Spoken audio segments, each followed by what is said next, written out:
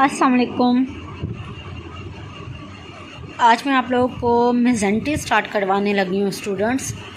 जो मेजेंट्री होता है वो पहले डिफ़ाइन हुआ गया था कि डबल लेयर है पेरिटोनियम की, जो इनक्लोज़ करती है एब्डोमिनल ऑर्गन को और सस्पेंड करती है इसे पोस्टीरियर एब्डोमिन वॉल से।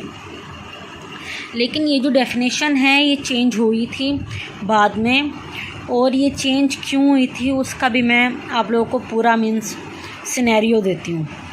अब जो ऐसे ऑर्गन जो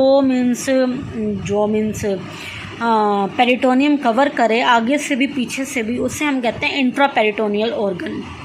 और ऐसे ऑर्गन जिसे जो पेरिटोनियम है वो सिर्फ एक लेयर से कवर करे, दूसरी लेयर ना हो, उसे हम कहते हैं रेट्रो पेरिटोनियल ऑर्गन।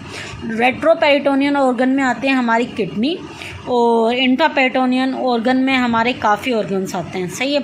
उसके बाद दूसरे होते हैं secondary peritoneal organ, secondary retro peritoneal organ. Secondary retro peritoneal organ का मतलब ये है बच्चों कि जो है ना, पहले वो इंट्रा थे, सही है, बाद में वो है ना रेट्रो बन गए।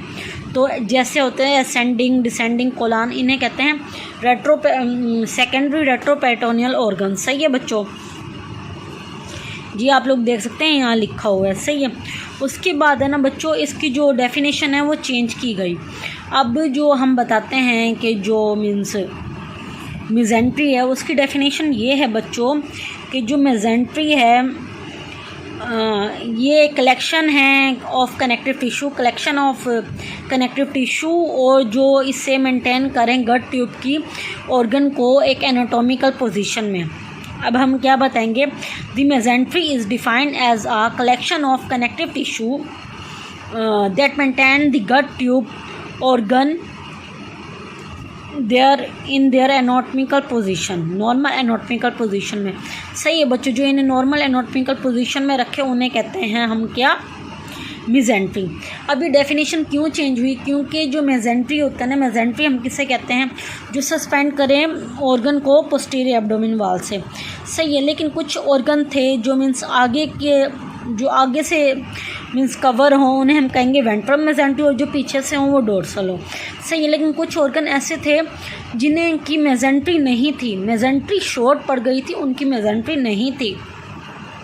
तो जैसे असेंडिंग कोलन हो गया, डिसेंडिंग कोलन हो गया, इनकी कोई मेजेंट्री नहीं है, तो उनके लिए हमें ये मेजेंट्री की डेफिनेशन चेंज करनी पड़ी। फिर हमने जो मेजेंट्री की डेफिनेशन मतलब कि mesentery is a collection of connective tissue that maintain the gut tube organ in their normal anatomical positions. सही है। अब जो आगे की तरफ होगी वो वेंट्रल मेजेंट्री होगी, और जो पीछे की तरफ होगी वो डोर्सल मेजेंट्री होगी। जो डोर्सल मेजेंट्री है वो कंटिन्यूस है, और उसमें लिम्फेटिक्स, ब्लड वेसल्स होते हैं। सही है।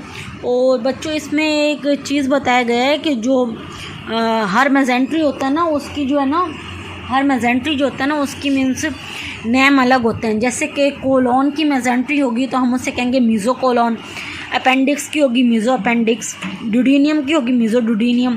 सही है। ऐसे अब बच्चों एक है टोल्ड फेशिया। तो टोल्ड फेशिया क्या है, जैसे कि हमारे एंटीरियर एब्डोमिनल वॉल के जो ऑर्गन है और पोस्टीरियर एब्डोमिनल वॉल के जो ऑर्गन है वो एक दूसरे से सेपरेटेड है टोल्ड फेशिया से। सही है। अब इसका एक तो ये क्या होता है, ये लिम्फेटिक्स देता है और उन्हें सेपरेट करता है, और दूसरा ये कि इसका क्लिनिकल बहुत एडवांटेज है। क्लिनिकल एडवांटेज क्या है बच्चों कि अगर किसी को हम सर्जरी कर रहे हैं तो हमें इस टोल्ड फेशिया की लिमिट को देखना चाहिए, क्योंकि अगर हम एंटीरियर एब्डोमिन वॉल ऑर्गन की सर्जरी कर रहे हैं तो हमें देखना चाहिए कि हम कुछ ऐसी चीज़ को कट ना कर दें जो हमारे पोस्टीरियर में लियन कर दे। या हम पोस्टीरियर की अगर हम किडनी की सर्जरी कर रहे हैं तो उसमें हम कुछ ऐसे टोल्ड फेशिया के वो करें बच्चों कि वो उसकी लियन मतलब उसके इंटरप्ट से हमारी एंटीरियर में ना चली जाए। इसलिए अल्लाह ताला ने ये बहुत अच्छा निज़ाम रखा है टोल्ड फेशिया वाला। सही है। वेंट्रल मेजेंट्री जो है वो ड्राइव होती है मेसेनकाइम से, और जो ड्राइव बनता किससे है, सेप्टम ट्रांसवर्सम। अब इसकी जो बच्चों वो हैं वो स्टमक में पता चलेगा, वो मैं आप लोगों को इसके थोड़े मेन पॉइंट्स बता दूंगी। सही है। बाकी पेरिटोनियम क्या है, पेरिटोनियम जो है ना कंटिन्यूसली एक सीरस मेम्ब्रेन है, सीरस मेम्ब्रेन है कंटिन्यूस। सही है। अब जैसे कि आप लोग ये देख रहे हैं ना पार्ट, अब एक जो पेरिटोनियम होगी ना, वो एक कंटिन्यूस सीरस मेम्ब्रेन होगी। सीरस क्या होती है? एक लेयर होती है जो कवर करती है, सही है, मीन्स एक काम है इसका रुब्रिकेंट। ऐसे भी समझ सकते हैं कि सीरस है ना वो फ्लूइड होता है, सीरस मेम्ब्रेन में सीरस फ्लूइड होता है। अब जो विजरा के आगे पेरिटोनियम होगी हम उसे कहेंगे विजरम पेरिटोनियम, और जो दूसरी होती है हमारी प्राइटल पेरिटोनियम। प्राइटल पेरिटोनियम क्या होगी? जो मीन्स सारे ऑर्गन को मतलब कवर करे। अब देखो विजरा है ना, जो सेपरेट विजरा को होगी वो होगी विजरल पेरिटोनियम, और जो सब ऑर्गन को कवर करे उसे कहते हैं प्राइटल पेरिटोनियम, सही है। और जो पेरिटोनियन रिफ्लेक्शन होते हैं ना, हम उन्हें कहते हैं लिगामेंट्स, जैसे coronary ligament, triangular reflection on the surface of liver, सही है, रीनल रिफ्लेक्शन, ये किसके पास होती है? Between the spleen and kidney, सही है बच्चों। ये वाला पार्ट हो गया हमारा, हमने यहाँ से स्टार्ट किया था, यहाँ तक हमने पढ़ लिया है, सही है। उसके बाद हम आप लोगों को बताएंगे फोरगेट के बारे में।